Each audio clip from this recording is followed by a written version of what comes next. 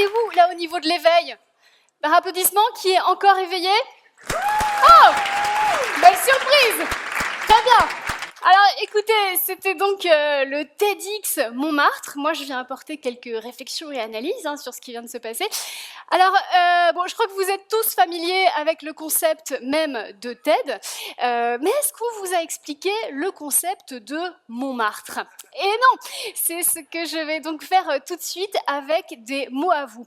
Alors, à la base, au début du XXe siècle, Montmartre, c'est un espace de coworking portant une vision, créer du lien entre les artistes, les alcooliques et les prostituées.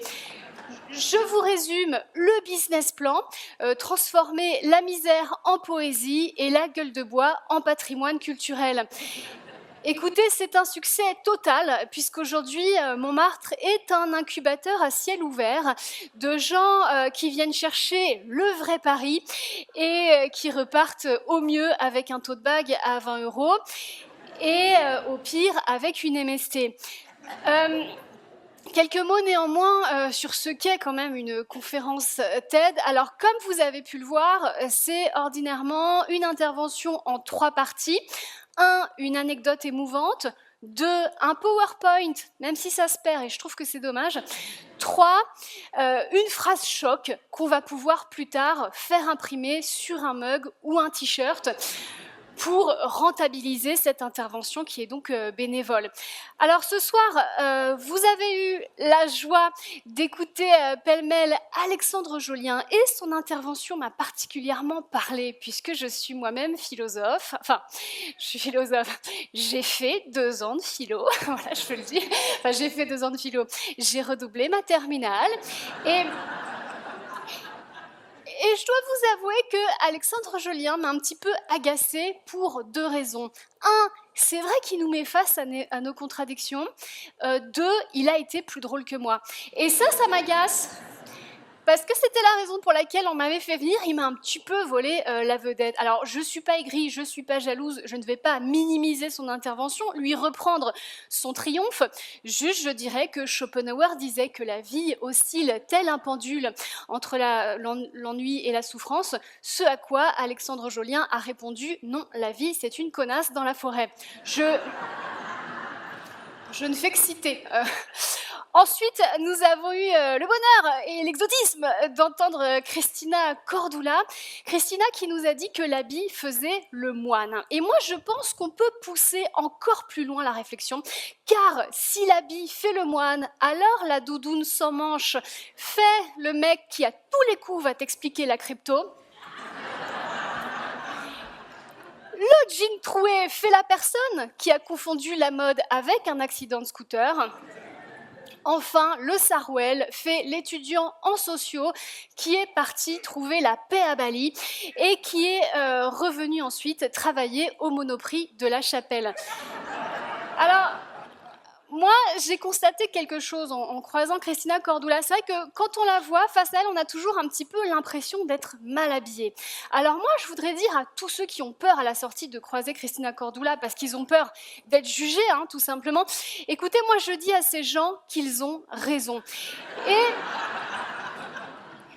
petit warning, s'il y a parmi vous des gens qui portent du bleu marine avec du noir, un t-shirt NASA ou pire, un jogging de ville, on vous demandera de quitter la salle rapidement et dignement après mon intervention.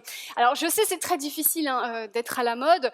Moi-même, quand j'avais la petite trentaine, c'était très important pour moi d'être toujours bien habillée. Maintenant, j'ai juste envie d'être présentable. Je pense dans 10 ans, je voudrais juste être propre. Et dans 20 ans, merci. Et dans 20 ans, si je suis vivante, c'est bien. Ensuite, nous avons eu le plaisir d'écouter la brillante Rachel Flore Pardo qui nous a dit que la bonne victime, c'est un petit peu comme le Wi-Fi de qualité dans le TGV, ça n'existe pas. Et cette vision très binaire de la femme, la sainte d'un côté et celle qui l'a bien cherché de l'autre, m'a rappelé mon éducation catholique, puisque j'ai fait du caté. Donc la vie de Jésus, c'est la première série que j'ai suivie. Par applaudissement, qui a fait du caté? Ok. Vous n'avez pas été déçus par la dernière saison? Ok, alors les autres, je spoile pas, juste j'explique un peu. Écoutez, c'est une histoire extrêmement sexiste parce qu'il y a plein de personnages masculins, comme ça les petits garçons ils peuvent se projeter, tu vois, il y a Marc, il y a Jean, il y a Luc, il y a Judas pour ceux qui veulent faire de la politique. Mais nous les petites filles, on a Marie d'un côté et de l'autre Marie-Madeleine, dont on apprend plus tard qu'elle est en fait une... C'est vous qui le dites. Et ça nous empêche de nous libérer, vous voyez. Et résultat, vous, messieurs, quand vous sortez, quand vous avez plein de conquêtes, c'est hyper valorisant. Nous, dès l'enfance, on nous endoctrine pour nous faire croire qu'on doit avoir qu'un seul homme dans notre vie. La preuve, mesdames, est-ce que vous aussi, à l'école, vous jouiez au jeu de la pomme? Prenez une pomme avec une tige et vous tournez en récitant l'alphabet, et quand la tige s'arrache, vous tombez sur la première lettre du prénom de votre futur mari. Applaudissez celles qui ont joué à ça. Fou! On est d'accord, ça ne marchait pas. Et non, ça s'arrachait au bout de EF. Il y avait un mec dans ma classe, il s'appelait Xavier. Il disait, oui, personne ne jouera jamais avec ma tige. Et c'est pourquoi il faut dire aux petites filles, il faut leur dire, il n'y aura pas qu'une seule pomme. Et pour certaines d'entre vous, il y aura même tout le rayon fruits et légumes de chez Naturalia. Et le caissier. Ensuite, nous avons eu l'immense honneur d'écouter Sacha Wang. Et ça m'a énormément parlé, ce moine Shaolin, puisque moi-même, j'ai eu la chance immense de faire un stage de yoga dans le 11e avec une professeure extraordinaire qui s'appelait Chantal. Par applaudissement, qui fait du yoga? Oui. Nos âges, c'est ça ou l'alcool, de toute façon. Et petite astuce, si vous mélangez les deux, vous êtes beaucoup plus souple. Bon. Alors, qu'est-ce qu'un moine Shaolin? Eh bien, c'est un guide spirituel qui a remplacé Amen par un coup de pied retourné. C'est un être de lumière qui a tellement bien canalisé son énergie qu'il a décidé de te le renvoyer dans les côtes. C'est le seul être humain à pouvoir méditer pendant 8 heures avant de casser une brique avec son front sans transition. Alors, il y a aussi des gens qui font ça, gare du Nord, mais attention, c'est pas du tout le même niveau de conscience et étrangement, la vibration n'est pas la même. Alors, moi, je voudrais néanmoins citer un maître Shaolin dont je connais très bien l'enseignement. Écoutez-moi, il disait « Hier est derrière, demain est un mystère, aujourd'hui est un cadeau. C'est pour cela qu'on l'appelle le présent. Kung Fu Panda ». Ensuite, nous avons écouté avec beaucoup d'émotion Olivier Goy, atteint de la maladie de Charcot. Et ça m'a particulièrement parlé, puisque moi-même, je viens d'apprendre que j'avais de l'arthrose. Et mon médecin m'a dit que ça arrivait souvent aux gens qui font beaucoup de sport, ce qui n'explique pas du tout pourquoi j'en ai, en fait, mais c'est pas grave. Alors c'est vrai que c'est le genre d'intervention après laquelle tu te dis, bon, je vais peut-être pas râler quand mon taxi aura 4 minutes de retard. Voilà. Et alors c'est vrai qu'il nous a dit cette phrase très belle, il nous a dit qu'il fallait pas confondre vulnérabilité et faiblesse. Et en effet, la vulnérabilité, c'est ce qui nous rend humains. La faiblesse, c'est quand on se dit juste un dernier verre et qu'on se réveille à Melun avec le sosie de Francis Lalanne. Je me confie trop. Bien, ensuite, Elisabeth Moreno nous a expliqué comment elle était devenue ministre sur un coup de fil à 23h30. L'occasion d'évoquer avec vous ce fléau qu'est le démarchage téléphonique. Eh oui! Non mais c'est vrai! Parce que quoi, un jour des panneaux solaires, le lendemain un poste de ministre, ça suffit. Alors, l'occasion de rappeler qu'il y a un numéro vert contre le harcèlement. C'est le 3018. Moi, quand je les ai appelés, quand je leur ai donné le nom de mon harceleur, l'URSSAF, étrangement, ils ont raccroché, mais...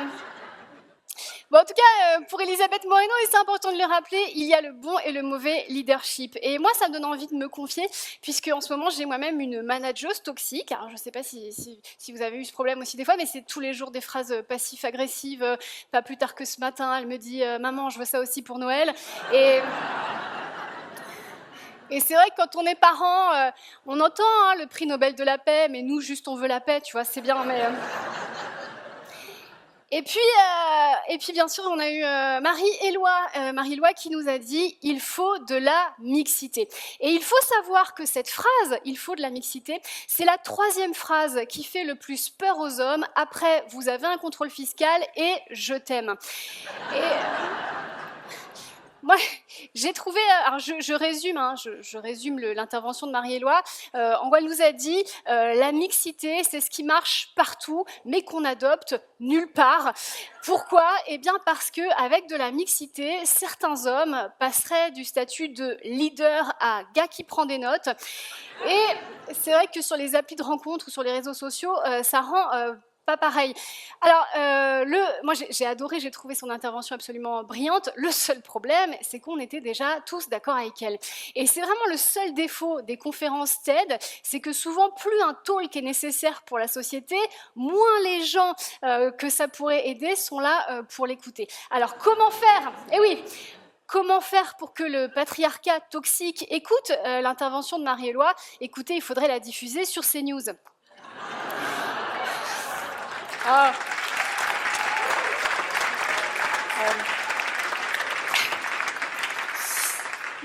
Je plaisante, bien sûr. C'est beaucoup trop intelligent pour eux. Il faudrait rajouter des images de football, enfin, une chanson de Michel Sardou, enfin, je sais pas, on va trouver. Enfin, nous avons eu Ophélie Coelho qui, je dois l'avouer, a un peu brisé mes rêves. Parce que, comme vous peut-être, j'utilise énormément les réseaux sociaux. Et c'est vrai que je ne pensais pas faire autant de mal à la planète en utilisant comme ça innocemment mon téléphone pour espionner et harceler mon ex. Alors... moi, je propose des petits gestes simples, voilà, pour essayer de réguler un peu cette utilisation intempestive. Déjà, moi, je propose qu'on arrête les messages vocaux de plus de 5 minutes, parce que là, c'est plus des messages, ce sont des audio-guides. Ensuite, je propose également qu'on arrête les groupes WhatsApp de plus de 10 personnes. Là, c'est plus une conversation, c'est une secte. Et enfin, arrêtons aussi les messages de type « t'es où ?» Nous valons beaucoup mieux que ça. Donc voilà, appliquons ça, et puis comme ça, on fait une pierre deux coups, on sauve la planète, et moi, je n'ai plus envie de tuer mon collègue Gérald. Alors, oui, alors je voulais vous rappeler surtout que nous sommes ici dans une démarche philanthropique, donc nous sommes tous intervenus sans rien attendre en retour. C'est la raison pour laquelle je ne vous dirai pas que je vends des conférences humoristiques en entreprise. Ce serait quand même extrêmement malvenu. christine.béraud@hotmail.com. Alors, bon courage.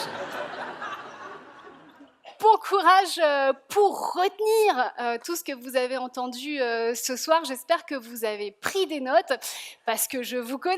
Demain, à la machine à café, vous allez citer Alexandre Jolien, avec l'accent de Christina Cordula, en évoquant le data center comme si c'était un moine Shaolin du Cap-Vert, dont on ne sait pas s'il est une mauvaise ou une bonne victime. Tout en soulignant l'importance de la mixité quand on a la maladie de Charcot.